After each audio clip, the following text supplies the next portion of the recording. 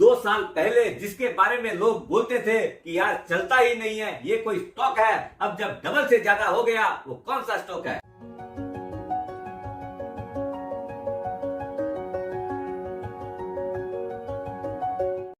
सुप्रभात दोस्तों, आप सभी का एसके फिनोवेट में स्वागत है।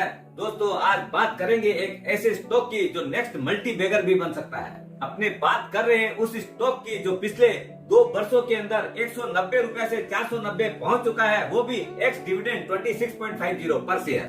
2.6 टाइम ऑलरेडी पैसा एप्रिशिएट हो चुका है और आगे ये स्टॉक मल्टी बैगर भी बनने जा रहा है। हो सकता है इसमें बहुत अच्छी डीमर्जर स्टोरी भी आ सकती है और डाउन द लाइन इसमें एक्सीलेंट रिटर्न मिलने की पूरी संभावना है। आज अपने जिस स्टॉक की बात कर रहे हैं वो है आईटीसी, अपना ऑल टाइम फेवरेट स्टॉक। ये बहुत ही डाइवर्सिफाइड कंपनी है। उसके अंदर जो वर्टिकल्स हैं वो है सिगरेट, एफएमसीजी, होटल्स और अलाइड के अंदर आपका एग्रीकल्चर है, आईटी है और पेपर है। ये सारे कौन से वर्टिकल से कितना रेवेन्यू आ रहा है, फ्यूचर की क्या विजिबिलिटी है, उसकी डिटेल्स लेते हैं। पहला वर्टिकल है सिगरेट। ये इसका कोर बिजनेस है। अभी आज के दिन इसका टोटल रेवेन्यू के अंदर शेयर जो है वो 43% है। और अगर अपने मार्केट शेयर की अगर बात करें तो जो ऑर्गेनाइज्ड सेक्टर है पैन इंडिया, मोर देन 80% जो शेयर है इस अकेली कंपनी का है।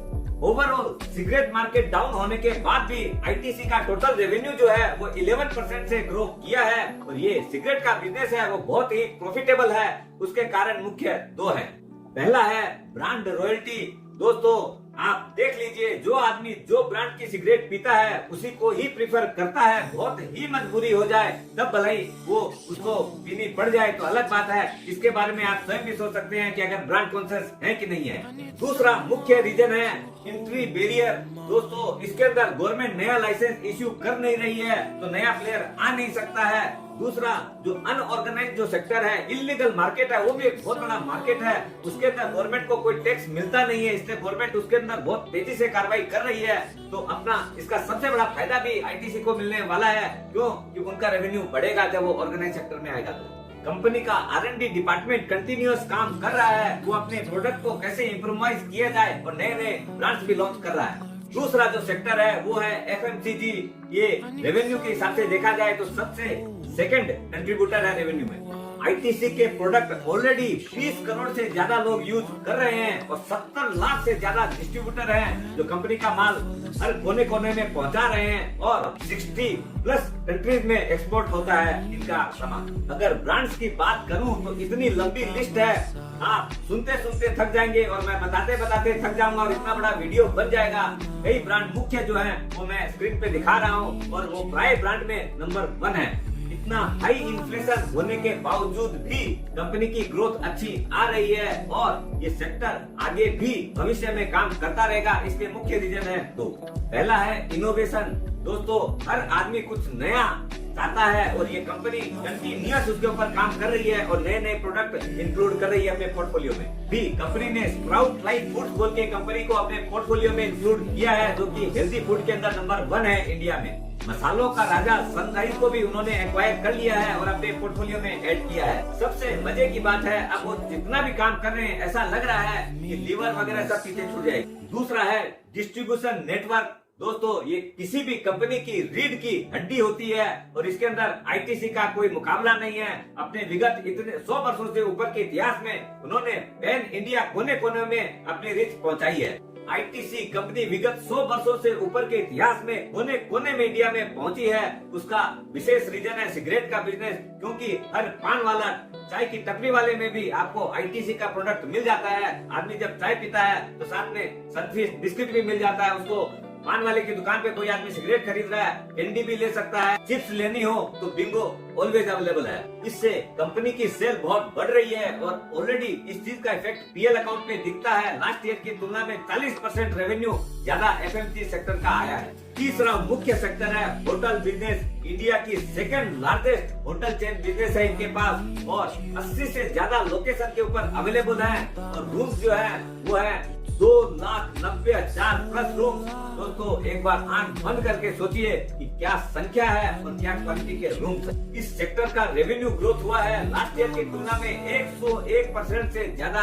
अब आप सोच रहे होंगे तो मैं सोच रहा हूँ कि अपना ये जो ग्रोथ आई है due to COVID and pandemic के बाद में लोग जो रिवेंज ट्रेवलिंग कर रहे हैं या जिन लोग के मन में छुपा हुआ था वो सब निकल पड़े हैं दुनिया देखने के लिए। और आजकल लोग वेडिंग सेरेमनी भी जो करते हैं बहुत लेविशली कर रहे हैं, उसकी वजह से भी होटल्स का रेवेन्यू ज्यादा बढ़ रहा है। और इसका भी और एक परिणाम है कि ईबिटा जो है पहले 31% था वो बढ़ के 35% हो। जब पैंडेमिक में होटल्स कम्प्लीटली बंद हो गई थी तो होटल वालों ने पूरा बिजनेस को रिस्ट्रक्चर किया है और कॉस्ट कटिंग बहुत सारे मेजर किए हुए हैं। इससे भी प्रॉफिटेबिलिटी बहुत बढ़ रही है। अभी इन्होंने एक नया होटल नर्मदा के नाम से अहमदाबाद में खोला है। 270 रूम की कैपेसिटी है और बहुत अच्छा बिजनेस कर रही है, ऑलमोस्ट फुल चल रहा है। एक नई चीज जो है लाइट मॉड्यूल के हिसाब से भी इन लोग काम कर रहे हैं। बहुत सारी प्रॉपर्टी इन लोग मैनेज कर रहे हैं और अपना ब्रांड नाम एक्सटेंड करके उससे भी एक बहुत बड़ा रेवेन्यू जनरेट हो रहा है। इस बात का असर अपने बैलेंस शीट पे देख पा रहे हैं। लास्ट ईयर जहाँ पर 183 करोड़ का लॉस था, इस बार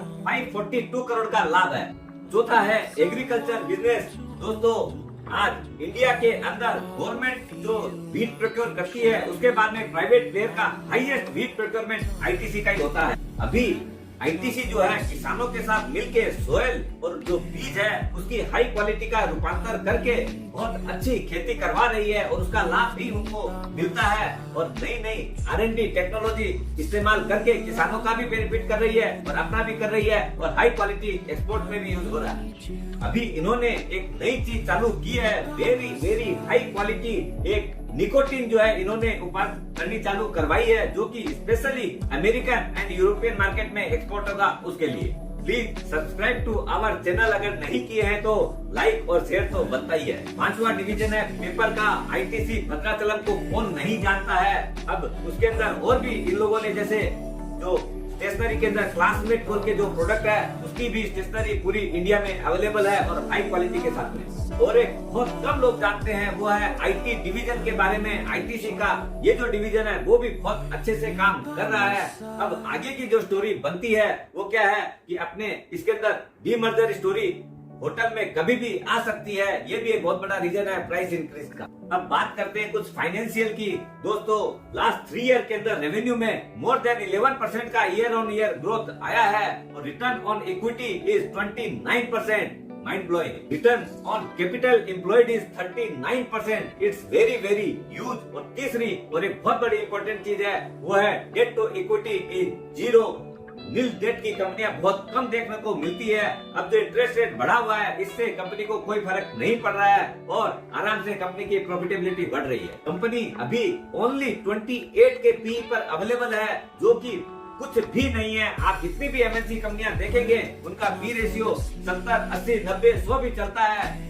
लीवर ले लीजिए, चाहे नेस्ले ले लीजिए, सिमंस ले लीजिए, कोई भी कंपनियां उठा के देख लीजिए टॉप रेटेड कंपनी को। दोस्तों अगर ये बहुत ही अच्छा और सेफ स्टॉक है, कोई भी आदमी अपने पोर्टफोलियो में रख सकता है। स्वस्थ रहो, मस्त रहो और आगे आने वाले दिनों में ग्रोथ और डीमर्जर स्टोरी का मजा